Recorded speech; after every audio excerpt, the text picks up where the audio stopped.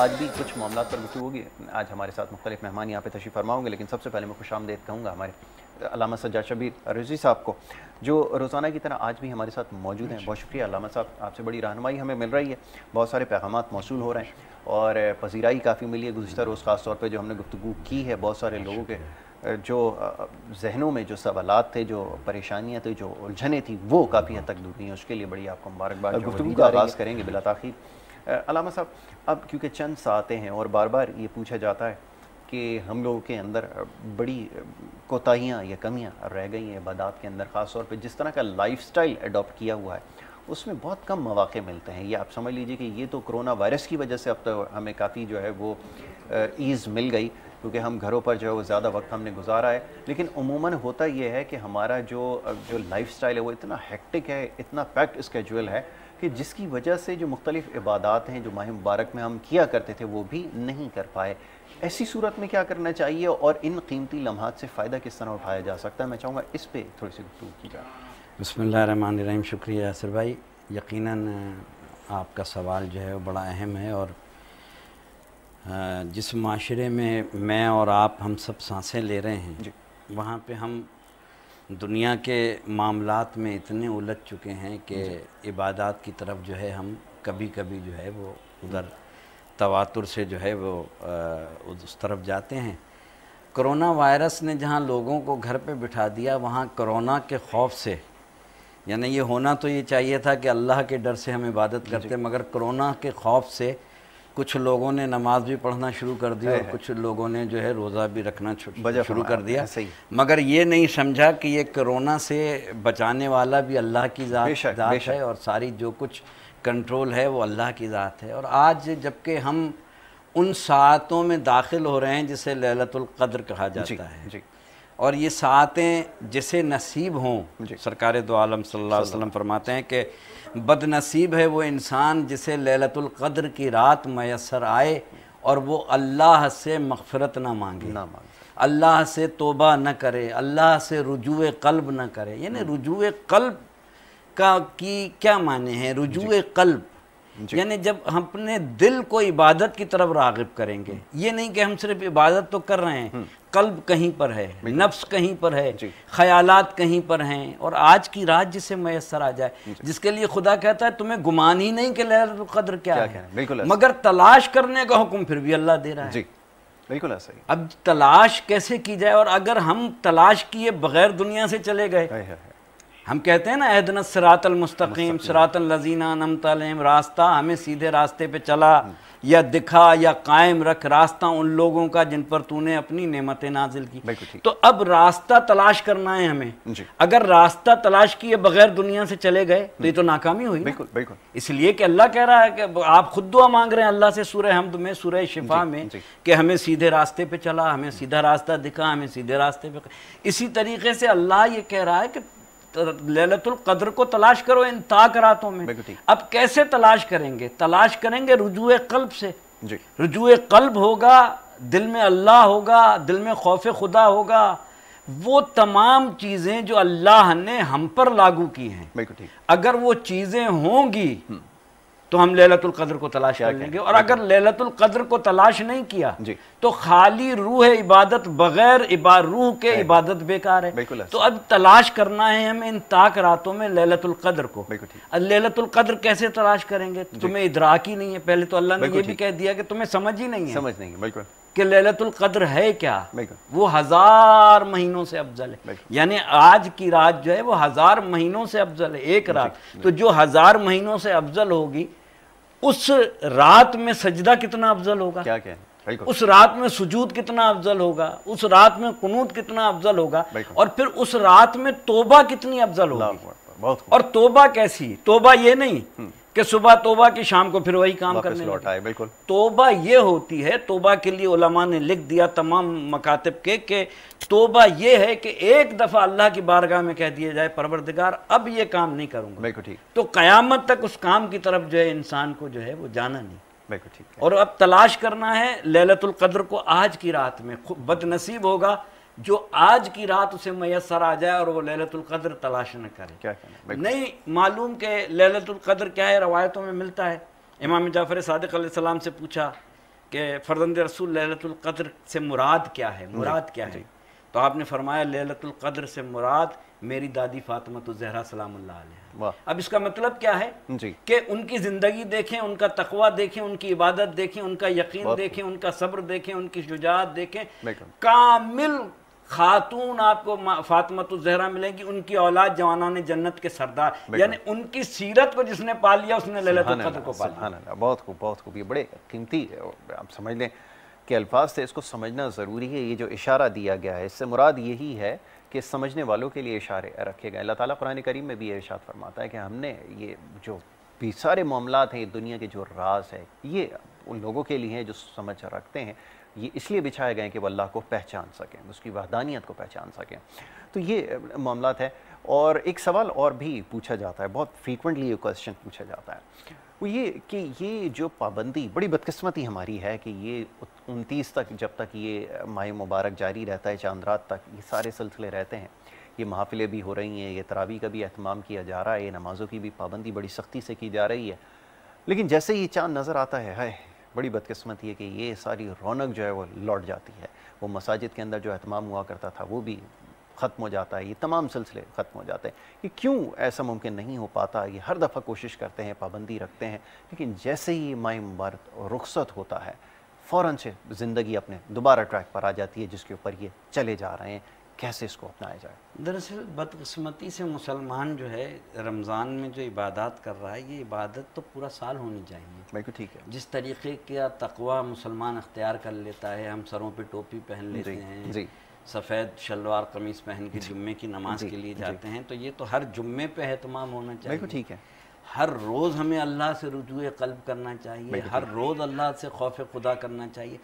دراصل ہم نے عبادت کی چادر صرف رمضان میں اوڑھتے ہیں، اور جیسے ہی رمضان جاتا ہے اس چادر کو دور رکھ کے اور بالکل آزاد ہو جاتے ہیں، اور پھر کہتے ہیں کہ اب یہ جو لائف ہے یہ ہے اصلی زندگی۔ حالانکہ یہ جو 29 دن آپ نے پریکٹس کی، بھوکے بھی رہے، پیاسے بھی رہے، عبادت کی طرف رجوع بھی کیا، یہ تو سارے آپ امتحان دے رہے تھے۔ نتیجے کا دن جب آیا تو آپ نے سب کچھ اتار دیا، یعنی نتیجے کا انتظار بھی نہیں کیا آپ نے، اور سب کچھ۔ اس کا مقصد یہ ہے کہ ہم نے ابھی تک، کہتے ہیں نا کہ بچہ جب تک جو ہے وہ نابالغ تھا، اسے بلوغت پتہ ہی نہیں تھا کہ اچھی چیز کیا ہے، بری کیا ہے۔ بچے کے سامنے آگ کر دو تو ہاتھ بڑھا دے گا۔ تو ہم نے عبادت کو سمجھا ہے، ہمیں یہ نہیں پتا کہ عبادت کا مقصد کیا ہے، ہم کس کے سامنے کھڑے ہیں، نماز کیا ہے، نماز کا مقصد کیا ہے۔ مجھے بتا دیجئے کہ رمضان میں تو ہم نماز پڑھ رہے ہیں اور عام دنوں میں نماز نہیں پڑھ رہے ہیں، فرق کیا ہے زندگی میں؟ ایک عام انسان میں تو کہتا ہوں کہ اس کی زندگی کیا ہے، اس کی زندگی میری نظر میں ایک جانور کے مانند ہے جو 5 وقت اللہ کی بارگاہ میں سجدہ نہ کر سکتے۔ اور میں خدا کی قسم کھا کے کہتا ہوں کہ ہم 5 مرتبہ جو اللہ کی بارگاہ میں سجدہ کرتے ہیں، اس کی پورے دن کی ایک نعمت کا بھی شکر ان سجدوں میں نہیں کر پاتے۔ اللہ نے کتنی ہمیں نعمتیں دی ہیں، دیکھنے کے لیے آنکھ دی، چکھنے کے لیے زبان، ان سے پوچھیں جن کی آنکھیں نہیں ہیں۔ لوگ آ کے کہتے ہیں نا، ایک شخص سرکار کی خدمت میں آیا، پٹی بندھی ہوئی تھی، سرکار نے فرمایا کیا ہوا؟ کہا یا رسول اللہ سر میں درد ہے۔ کہا ایک دن تمہارے سر میں درد ہوا ہے تو ناشکری کی پٹی باندھ لی ہے، اتنے دن صحت مند رہتے ہو کبھی شکر کی پٹی باندھی ہے؟ کیا یعنی شکر ختم ہو گیا ہے ہمارے پاس، ہم نہیں سمجھتے کہ روح عبادت کیا ہے۔ پھر کیا ہوتا ہے؟ یہ بلائیں نازل ہوتی ہیں۔ آپ دیکھ لیں نا اس وقت معاشرے میں بیرا روی ہے، اولاد کہاں جا رہی ہے، ماں باپ کی عزت کہاں ہے، عیدی سینٹر میں وہ جو مائیں ہیں وہ انتظار کر رہی ہیں۔ آپ کہتے ہیں ہم بینگ مسلم، معاشرے میں جا کے دیکھیے خون سفید ہو گئے، بھائی بھائی کا نہیں ہے۔ ہم صرف اس سے ملتے ہیں جس سے ہمیں یہ پتا ہو کہ ہمیں اس سے کوئی فائدہ ہوگا، اور جب کوئی فائدہ نہیں ہوگا تو ہم اس کی مدد کرنے سے بھی قاصر ہوتے ہیں۔ ہم مدد بھی اس لیے کرتے ہیں کہ اس سے فائدہ کیا ہوگا۔ ہم احترام اس کا کرتے ہیں جو صاحب دولت ہو، کتنا بھی بڑا متقی آ جائے، کتنا بھی بڑا عالم آ جائے، آپ تک اس کی عزت نہیں۔ کیوں؟ اس لیے کہ اس کے بعد ظاہری دولت نہیں۔ آپ کو یہی نہیں پتا کہ بینگ مسلم سب سے بڑی دولت علم کی دولت ہوتی ہے، اس لیے کہ پیسہ تو خرچ ہو جاتا ہے۔ ایسا ہی معصوم فرماتے ہیں کہ پیسہ خرچ کرنے سے کم ہو جاتا ہے، علم بانٹنے سے بڑھ جاتا ہے۔ اگر علم کی عزت ہوگی تو ہم روح عبادت سمجھیں گے۔ اخلاقیات کا فقدان اسی لیے ہے کہ ہم علم سے خالی ہو چکے بالکل ہیں. یہ جتنی فرقہ واریت ہے، یہ نسلی، یہ زبان کی، یہ قوموں کی، جو کچھ چینلز پہ ہو رہا ہے، مسلمان ایک دوسرے سے دستے گریباں ہیں. رمضان کے لیلۃ القدر کی راتوں میں ہم لڑ رہے ہیں آپس میں، اور علماء بیٹھ کے آپس میں ایک دوسرے سے مباحثہ کر رہے ہیں. جو ریڑے پہ باتیں ہوتی ہیں، جو پان کے کیبن پہ باتیں کی جاتی ہیں، وہ علماء سے کرائی جا رہی ہیں. جو مسائل 1400 سال سے ہم نہیں حل کر سکے، ہمیں علماء کو بیٹھ کے جو باتیں کرنی تھی وہ چینل پہ ہو رہی ہیں. یعنی عقیدے کا جھگڑا اگر جو یہاں چینلز پہ حل ہونے لگے تو پھر ہمارا کام کیا رہ جائے گا؟ مقصد یہی ہے کہ ہم اخلاقیات سے اتنا گر چکے ہیں جس کا نتیجہ 29 کو آپ دیکھ لیں. بالکل ایسا ہی. بالکل آپ نے وجہ فرمایا کہ یہی وہ وجہ ہے جس کی وجہ سے ہمارے معاملات ٹھیک ہونے کا شکوہ کرنا ضروری ہے. نوجوان نسل تک یہ تمام چیزیں منتقل کرنا یہ ہماری ذمہ داری ہے. وہ روایات اب بڑی تیزی سے دم توڑ رہی ہیں جو پہلے ہوا کرتی تھی. مجالس کا بڑا تواتر کے ساتھ انعقاد ہونا، ذکر اہل بیت، اور پھر اس میں اصلاحی درس دینا، اور یہ وہ تمام چیزیں اب آہستہ آہستہ ناپید ہوتی جا رہی ہیں. اس میں ہماری اپنی کوتاہیاں، خامیاں ہیں. کیسے اس کو ٹھیک کرنے کی ضرورت ہے کہ جس طرح سے ایمان کو منتقل کریں گے وہی آگے لے کے چلیں گے. اگر کوتاہی رہ جائے گی تو پھر کیا شکوہ کریں. بہت اچھا یاسر بھائی پوائنٹ ریز کیا ہے. جب پاکستان بن رہا تھا تو اس وقت ایسا ولولہ تھا اور ایسا اتحاد تھا، اور ہم سب نے مل کے بالکل اس پاکستان کو، اس خطے کو، اس لیے ہم نے آزادی حاصل کی تھی کہ یہاں تمام مسالک، تمام زبانوں کے بولنے والے اپنی اپنی آزادی رائے کا اظہار کریں گے. مگر قیام پاکستان کے بعد المیہ یہ ہوا کہ دشمن کو یہ بات پسند نہیں آئی. اور یہ قیام پاکستان کے بعد آپ دیکھیں گے کہ 80 کی دہائی تک جہاں تاریخ لکھتی ہے وہاں سب شیر و شکر تھے. بالکل ایسا ہی. 80 کی دہائی کے بعد شب خون مارا گیا اور مسلمانوں کے اتحاد کو پارا پارا کر کے اور مسلمانوں کو مسالک کے جھمبیلے میں الجھا کے، کہیں ایک زبان کے اس میں لسانی اس میں الجھا کے، کہیں قوموں اور قبیلوں کے اس میں الجھا کر ہمیں ڈیوائیڈ اینڈ رول کی جو پالیسی تھی جو کہ استعمار کی تھی، اور وہ اس پالیسی پہ عمل کرتے ہوئے ہمیں اتنا اخلاقیات سے دور کر دیا گیا کہ ہم ایک دوسرے کے یہاں جانا تو درکنار ہے، ہم ایک دوسرے کی بات کو سننے پر بھی روادار ہیں. حالانکہ اگر کہیں کہیں 99% اتفاق ہے، اگر 1% یا 2% یا 3% کسی معاشرے میں اختلاف بھی ہوتا ہے تو اس اختلاف کا مطلب یہ نہیں ہوتا کہ ہم ایک دوسرے کی بات نہ سنیں. آج کا نوجوان ماڈرنزم کا نام دے کے دین سے دور ہونے کا یہ بہانہ بناتا ہے کہ یہ تو سب پرانی روایات ہیں. بالکل ٹھیک ہے. اور پرانی روایات کا بہانہ دے کر جو ہے وہ ایک ماڈرنزم کا ایک نیا ایک ایشو دے دیا جاتا ہے، اور ایشو دے دیا جاتا ہے. آپ دیکھیں نا کہ ہم بظاہر تو اسلام کا نام لیتے ہیں مگر اسلام بظاہر چہروں سے نظر نہیں آتا، لباس سے نظر نہیں آتا، کردار سے نظر نہیں آتا. وہی آپ والی بات کہ ہم آج کی رات مسلمان ہو گئے، آج کی رات قیام پاکستان بنا، آج کی رات ہمارے بزرگوں کی ان روایات کو زندہ کرنے کے لیے.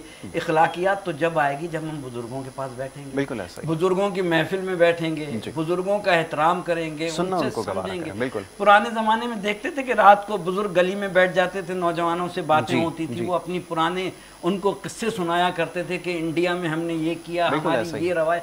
آج ان روایات کو ختم کر کے تعصبات کی لعنت میں اس قدر ہم گھس گئے ہیں، الجھا دیا گیا. اور یہ نہیں یعنی گراس روٹ پہ نہیں، یعنی ایک جاہل آدمی ہے اگر ان پڑھ ہے وہ اگر کوئی بات ایسی کر دیتا ہے تو چلے آپ بھی کہیں گے، میں بھی کہوں گا کہ صاحب ان پڑھ ہے، اس پہ کوئی حد ہی نہیں لاگو.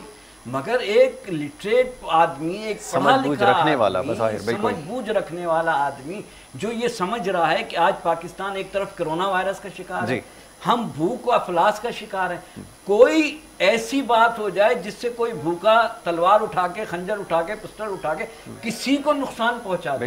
دیکھیں نا، پیٹ، حضرت علی کا قول ہے نا کہ بھوکے شریف اور پیٹ بھرے کمینے سے ہمیشہ ڈرتے رہو. تو بھوکا شریف جب اس کے پیٹ میں روٹی نہیں ہے تو وہ تو نکل پڑے گا مارنے کے لیے. تو ہمارے کہاں وہ تہذیب، وہ تمدن، جیسے کہ نوری صاحب نے فرمایا کہ ہمارے بزرگ لے کے آئے تھے. آج ہم کہہ رہے ہیں کہ ریاست مدینہ والا نظام لائیں گے، وہ کہاں ہے؟ کون سا نظام تھا وہ؟ اگر ریاست مدینہ کا نظام ہوتا تو کم سے کم آج ایک تو قاضی بیٹھا ہوتا جو اسلامی سزا دینے کے لیے. اور بات ہو رہی تھی کچھ ہماری روایات کے حوالے سے. علامہ صاحب، گزارش یہ ہے کہ اب کیونکہ لیلۃ القدر کے حوالے سے ہم نے بات کرنی ہے، اور اس پہ بڑا اجتہاد ہے کا کہ 27ویں شب، کیونکہ ہمارا ملک جو ہمارے سے وجود میں آیا وہ یہی آج کا دن تھا، تو لوگ شاید یہ سمجھتے ہیں کیونکہ اس کو تلاش کرنے کا حکم دیا گیا ہے آخری اشر میں، لیکن کیونکہ یہ ایک رات ہے اس کو تلاش کرنا ابھی باقی ہے۔ میں چاہوں گا آج کی مناسبت سے گفتگو ہو جائے کہ معاملات میں ہمیشہ پوچھتا ہوں کہ کیا رکھنے کی ضرورت ہے۔ اس میں یاسر بھائی یہ چیز سمجھنے کی ہے کہ اللہ جب آپ انا انزلناہ فی لیلۃ القدر پڑھتے ہیں، اسی میں جب پہنچتے ہیں تو وہاں اللہ تعالیٰ یہ فرماتا ہے کہ اس دن جو ہے وہ ملائکہ زمین پہ نازل ہوتے ہیں۔ یعنی یہ ایک بہت بڑی بات ہے کہ ملائکہ زمین پر نازل ہوتے ہیں، مگر اللہ نے یہ نہیں فرمایا کہ کس پہ نازل ہوتے ہیں۔ تو کوئی اولو الامر دنیا میں موجود ہے جس کے پاس جو ہے یہ فرشتے آتے ہیں، اور پھر یہ رات جو ہے رات سے لے کے صبح تک سلامتی ہی سلامتی۔ اب سلامتی سے مراد یہ ہے کہ اللہ جو ہے وہ دروازے کھول دیتا ہے کہ آؤ سلامتی مانگو۔ جب دنیا پوری کرونا وائرس کے مرض میں مبتلا ہے، عالم اسلام ہمارے اسلامی ممالک بھی اس مرض میں مبتلا ہیں، تو آج کیوں نہ سلامتی مانگیں اللہ سے، چونکہ اللہ خود کہہ رہا ہے کہ آج صبح تک، صبح صادق تک سلامتی ہے۔ تو آج ایک تو یہ کہ لیلۃ القدر کی رات ہے، اور لیلۃ القدر کے لیے ہمیں تو ادراک نہیں ہے کہ ہم تلاش کریں، مگر کوشش یہ کرنا چاہیے زیادہ تر آج کی رات دعاؤں میں بسر کریں، اللہ سے استغفار کریں۔ اللہ بڑا غفور الرحیم ہے۔ پھر حدیث قدسی میں اللہ کہتا ہے کہ میں تو تمہاری شہرک سے بھی زیادہ قریب ہوں، یہاں تک کہ تم ایک، یعنی کتنا بڑا آپ کو بلینک چیک ہے کہ اللہ کہتا ہے تم ایک دفعہ کہتے ہو یا اللہ، میں 70 دفعہ جواب دیتا ہوں جی میرے بندے۔ تو آج کی رات اللہ سے مانگا جائے، اللہ سے توبہ کی جائے، اللہ سے استغفار کیا جائے۔ گناہوں کی کثرت بڑھ گئی ہے۔ دیکھیں اس وبا سے نمٹنے کے لیے اب جو SOPs وغیرہ تھیں وہ تو دھری کی دھری رہ گئی ہیں۔ ہم سب جیسے آپ مارکیٹوں میں دیکھ رہے ہیں، اب بچانے کی ذات صرف اللہ کے پاس ہے۔ ہمیں چاہیے کہ آج کی رات جو سلامتی کی ہے، تمام اختلافات بھلا کے بیٹھیں، قرآن مجید کی زیادہ، اور آج کی رات میں قرآن مجید پڑھنا تو بہت بڑی عبادت ہے، قرآن کی طرف دیکھنا بھی عبادت ہے۔ اور میں یہاں یہ ضرور ناظرین تک پہنچاؤں گا کہ قرآن مجید کو پڑھیں تو ضروری ہے کہ تھوڑا ترجمہ بھی پڑھ لیں، تاکہ دل میں کوئی بات تو اترے کہ اللہ کہہ کیا رہا ہے۔ بہت سے لوگ جو ہے صرف عربی پڑھ لیتے ہیں، ان کی سمجھ میں نہیں آتا۔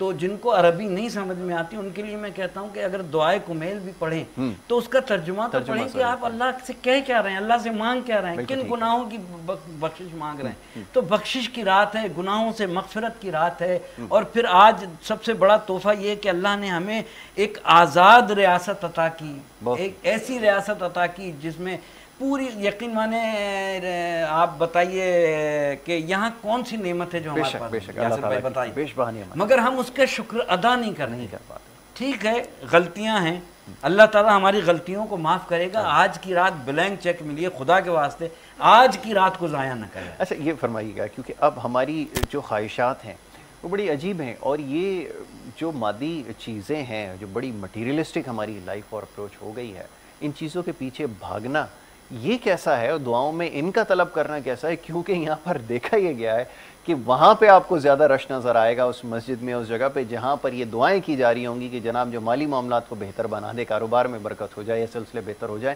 وہاں زیادہ جمع غفیر ہے۔ کیا سلسلہ ہے؟ مولا کائنات نے نہج البلاغہ میں فرمایا ہے کہ رزق 2 قسم کے ہیں اور موت بھی 2 قسم کی ہیں۔ مولا رزق 2 قسم کے ہیں کا ایک وہ رزق جس کے پیچھے تم بھاگتے ہو، ایک وہ رزق جو تمہارے پیچھے بھاگتا ہے۔ یعنی تمنائے رزق کرنا بری بات نہیں ہے، جستجو کرنا بری بات نہیں ہے، مگر رزق کے ساتھ ساتھ اور مسائل بھی زندگی میں بہت سارے ہیں۔ زندگی میں رزق اور سکون نہ ہو، بالکل ٹھیک ہے نا، زندگی میں رزق اور صحت نہ ہو، زندگی میں مال ہو اور اس مال کی تقسیم نہ ہو، تو رزق مانگنا اچھی بات ہے، دولت کی تمنا کرنا اچھی بات ہے۔ پھر مولا نے فرمایا موت بھی 2 قسم کی ہے۔ مولا کون سی موت کا؟ ایک موت وہ جو اللہ نے لوح محفوظ میں لکھ دی، ایک موت وہ جو تم اپنے پہ طاری کرتے ہو۔ یعنی موت کی بھی 2 قسمیں، رزق بھی 2 قسمیں۔ وہ موت کی قسم جو ہم طاری کرتے ہیں، آج کی رات اس موت سے استغفار کیا جائے۔ وہ موت کون سی ہے؟ مولا فرماتے ہیں قطع رحمی کی وجہ سے، جو قطع رحمی کرتا ہے، جو اپنے بھائیوں سے بددیانتی کرتا ہے، جو جھوٹ بولتا ہے، جو مال میں ذخیرہ اندوزی کرتا ہے، یعنی وہ گناہ جو ہم کو موت کے قریب کر دیتے ہیں. یعنی کچھ ایسے گناہ ہیں جس سے ہم لوہے محفوظ میں لکھا ہوا مٹ جاتا ہے اور موت قریب آ جاتی ہے. تو آج کی رات جہاں ہم رزق کی تمنا کریں, صحت کی تمنا کریں, مال و زر کی تمنا کریں, وہاں اللہ سے ان گناہوں کی توبہ مانگے. کسی سے بد اخلاقی ہو گئی ہے اس کی توبہ مانگیں, کسی کا دل توڑ دیا ہے اس کی توبہ مانگے, پہلے تو اس سے معذرت کر لیں. یہ بڑے میسیجز آتے ہیں, ہم بھی دیکھتے ہیں کہ آج جو ہے شب قدر ہے, مجھ سے کوئی غلطی ہو گئی ہو تو معاف کر دینا. بھائی ہم سے غلطی, پہلے تو یہ ہے کہ اس کا اعادہ کریں کہ اب یہ غلطی نہیں کریں گے. بالکل ایسا ہی. اور اس کے بعد معافی مانگیں, پھر خدا سے مانگیں, پہلے بندے سے مانگیں جس کی غیبت کی ہے, پہلے اس سے کہیں کہ بھائی مجھے معاف کر دو, پھر اللہ سے معافی مانگے, پھر معافی ہوگی. مقصد یہ ہے کہ مفہوم عبادت سمجھیں, مفہوم دعا سمجھیں, مفہوم بندگی سمجھیں, مانگنے کا طریقہ سمجھیں. بہت سے ایسی دعائیں ہیں جو گناہوں کی وجہ سے رکی ہوئی ہوتی ہیں, اللہ تک نہیں جاتی, نہیں پہنچ پاتی. تو ان گناہوں سے پہلے استغفار کریں جو ہم نے پورے سال میں کیے ہیں, پھر اللہ تعالیٰ کی طرف رجوع کریں. تو اللہ دعاؤں نہیں تیرا نشین قصر سلطانی کی گنبد پر تو شاہی ہے, بسیرا کر پہاڑوں کی چٹانوں پر. تو ہمیں چاہیے, اب ضرورت اس بات کی ہے کہ جیسے کہ نوری صاحب نے فرمایا, یقیناً اس وقت جس ہم کرٹیکل کنڈیشن میں چل رہے ہیں اور پاکستان کے پاس وہ وسائل بھی نہیں ہیں کہ کسی بہت بڑی آفت سے جو ہے نپٹا جائے. بالکل ٹھیک. اور کرونا وائرس جو ہے روز بروز جو ہم ٹیلی ویژن کے ذریعے سے دیکھ رہے ہیں بڑھتا جا رہا ہے. ایک تو آج کی شب میں تمام اللہ کی بارگاہ میں استغفار کریں, توبہ کریں, اور دوسرے یہ کہ یوتھ جو ہے, جیسے کہ نوجوان جو ہیں, وہ کسی بھی معاشرے کی ریڑھ کی ہڈی ہوتی ہے. بالکل ٹھیک. اور نوجوان ہی مستقبل کا جو ہے وہ سارا جو ہے سسٹم جو ہے قائد اعظم کا جو فوکس ہوتا تھا سب سے زیادہ جو ہے نوجوانوں کو ایڈریس کرتا ہے. تو آج کے نوجوانوں کو ضرورت ہے کہ قائد اعظم کے پیغام کو سمجھیں اور دوسرے اسلام کے نقطہ نظر کو سمجھیں. اسلام ہی نوجوانوں کی جو ہے وہ رہنمائی کرتا ہے, اور امام حسن, امام حسین نوجوانوں کے سردار ہیں. ان کی زندگیوں کو پڑھ لیں, ان کا صبر دیکھیں, ان کا استقامت دیکھیں, ان کی یقین دیکھیں, ان کی بہادری دیکھیں, ان کا علم دیکھیں. تو ساری چیزیں آپ کے پاس موجود ہیں, مگر ہمارے اگر سلیبس میں یہ ساری چیزیں ڈال دی جائیں اور نوجوانوں کو اس طرف متوجہ کرنے کی ضرورت ہے. مگر ہوتا یہ ہے کہ 11 مہینے ہم اپنے اس میں لڑائی جھگڑوں میں اور اس میں الجھے رہتے ہیں, ہمیں موقع نہیں ملتا. اگر موقع ملے تو کردار سازی بڑی اچھی طرح پاکستان میں ہو سکتی ہے جیسے ماضی میں ہوتی رہی ہے. خدا کرے کہ یہ موقع پھر میسر آ جائے, اور نوری صاحب جیسے کہ یوتھ کی بات کر رہے ہیں, پھر ایسا کوئی ماحول بن جائے کہ ہم سب مل کے پاکستان کے لیے کام کریں, اسلام کے لیے کام کریں. بالکل ٹھیک ہے, یہ سب سے زیادہ ضروری ہے. اور ایک چیز اپنی اصلاح کی بھی ضرورت ہے, ہمیں اپنی اصلاح کی ضرورت ہے, اپنے آپ کو بھی بہتر بنانے کی ضرورت ہے. بحیثیت میڈیا پرسن, جو میڈیا پہ جو کچھ ہوا پورے ماہ مبارک میں, اس کی بھی بات کرنا ضروری ہے. لوگ یقیناً اس پہ برا مانیں گے, لیکن جو کچھ ہو رہا ہے غلطیوں کی جب تک نشاندہی نہیں کی جائے گی تب تک جو ہے بات آگے نہیں بڑھ سکتی. سوال یہ ہے کہ یہ جو کچھ ہوتا رہا ہے, جو دانستہ غلطیاں ہوتی رہیں, جو اختلافات کو اس نازک موقع کے اوپر بڑھایا گیا, چاہے وہ دانستہ کہیے, نادانستہ کہیے, کم عقلی ہے, کم شعور کی کمی ہے, جو بھی آپ کہہ لیجئے, اس کا نقصان بڑا گہرا ہوا ہے. اور یہ وہ معاملات ہیں جن کے اثرات بڑی دیر تک جو ہے آپ کو نظر آتے ہیں. تو یہ جو ڈیمیج ہوا ہے, اس کو کیسے ٹھیک کیا جائے گا, میں چاہوں گا اس کے بارے میں ذرا بات کی جائے. نہیں, یہ دانستہ تو نہیں ہوا, یہ دانستہ طور پہ ایک پری پلان جو ہے وہ کام کیا گیا ہے, اور اس کا مقصد یہی تھا کہ مسلمانوں میں جو ہے مذہبی منافرت پھیلائی جائے. اور ہمیشہ یاد رکھیے کہ کبھی بھی ماضی میں آپ چلے جائیں, قیام پاکستان کے بعد سے لے کے اب تک جتنے بھی مسالک ہیں, کبھی بھی یہ گراس روٹ لیول پہ یا عام پبلک میں کبھی بھی عقائد پر کوئی مباحثہ نہیں تھا, ٹکراؤ نہیں. ماضی میں عقائد پر مباحثے ہوتے تھے, علماء بند کمرے میں بیٹھ کے ان باتوں کو تاریخ کے دیکھیں نا. اب اینکر پرسن کو کیا پتا کہ علم رجال کیا ہے, اس حدیث کو پرکھنے کا معیار کیا ہے جو آپ بیان کر رہے ہیں, علماء کیا ہے جو ہم نے جو علوم ہم نے حاصل کیے ہیں, منطق کیا ہے, علم کلام کیا ہے, یہ اینکر پرسن کا کام نہیں. اچھا, مجھے اگر یہ کہا جائے کہ آپ اینکر بن جائیں تو مجھے نہیں معلوم کہ آپ کا فن کیا ہے, میرے پاس اپنا کام ہے. آپ ہوا یہاں کنفیوژن یہ ہوا کہ کچھ لوگوں نے اپنے کو ابھارنے کے لیے، اپنے کو بڑھانے کے لیے، لوگوں کے سامنے آنے کے لیے انہوں نے ان اختلافات کو ہوا دے کے وہ یہ سمجھے کہ ہماری ریٹنگ بہت ہائی ہو جائے گی۔ یہ نہیں پتا کہ اگر آپ نے نفرتیں بڑھائی ہیں تو اب ٹیکنالوجی کا دور ہے، سارے مسلمان یہ سمجھ چکے ہیں کہ فرقہ واریت زہر قاتل ہے۔ یہ عقائد قیام پاکستان کے وقت بھی تھے، پاکستان بن گیا اس کے بعد بھی عقائد تھے، اور 1400 سال سے کبھی بھی عقائد، ابھی بھی آپ جتنی بھی بحث کر لیں، کوئی عقیدہ نہ یہ عقیدہ بدلیں گے، نہ میں عقیدہ بدلوں گا، نہ ہونا یہ چاہیے کہ ہمیں ایک دوسرے کے عقیدے کا احترام کرنا چاہیے جو ہم کرتے ہیں۔ باقی رہ گیا ٹی وی چینلز پہ آپ روزے کے مسائل پہ ہر دفعہ بات ہوتی تھی، اب اگر عقیدے کی بات ہوگی تو یہ اس سے بہت بڑا ایک جو ہے فساد ہو سکتا ہے۔ میں اب بھی ان کو تنبیہ کرتا ہوں کہ خدا کے واسطے، پاکستان کے واسطے، اللہ کے واسطے، اس قیام پاکستان کے واسطے ان باتوں کو چھوڑیں، مسالک کی جھگڑوں کو چھوڑیں، ہم ان چیزوں کے بالکل متحمل نہیں، اور اگر آپ یہ کریں گے تو پھر کوئی یہاں میں بتا دوں اب معاشرہ بہت سمجھدار ہو گیا، وہ 80 اور 82 والا دور چلا گیا، اب لوگ آپس میں نہیں لڑیں گے، آپ کو ماریں گے لوگ۔ بالکل ایسا ہی، اور اس چیز سے اختتام میں آپ سے گزارش ہے کہ ایک دعا کے ساتھ اختتام کریں، اور کل انشاءاللہ جب آپ سے ملاقات ہوگی تو دوبارہ انشاءاللہ سارے معاملات دعا کیجیے۔ پروردگارہ آج لیلۃ القدر کی رات ہے، پروردگارہ ہمارے تمام گناہ کبیرہ اور صغیرہ کو معاف فرما، ہمارے مرحومین کی بخشش فرما، مملکت میرے مالک آج پاکستان کا قیام عمل میں آیا ہے، پروردگار ہمارے بزرگان کی مغفرت فرما، میرے مالک ہمیں سیرت محمد و آل محمد پر چلنے کی توفیق عطا فرما۔ ان اللہ و ملائکتہ یصلون علی النبی یا ایھا الذین آمنوا صلوا علیہ وسلموا تسلیما۔ اللہم صلی علی محمد و آل محمد۔